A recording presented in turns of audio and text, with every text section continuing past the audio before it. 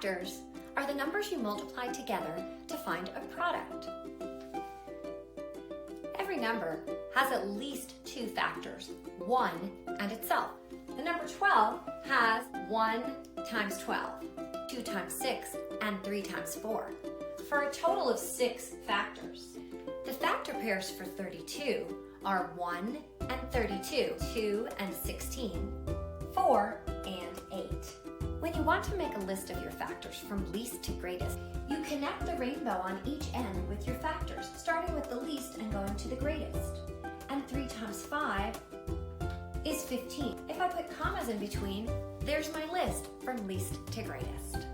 When we look at the number 20, we notice 20 is an even number, so it must have a factor of 2. We also know that it ends in a 0, so it will have factors of both 5 and 10.